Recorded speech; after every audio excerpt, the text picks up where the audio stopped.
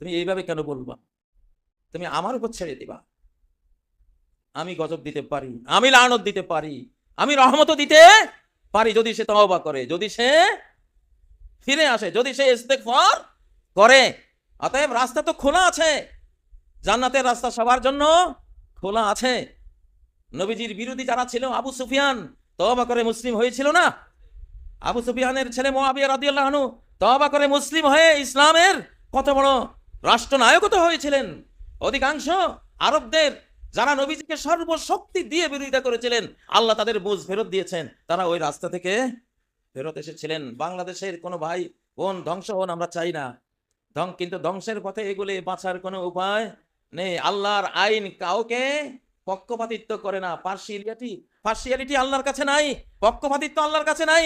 আদম আল্লাহর আইন লঙ্ঘন করেছে, এটা খাওয়া যাবে না, খেয়ে ফেলেছে, আইন তাকে ক্ষমা করেনি।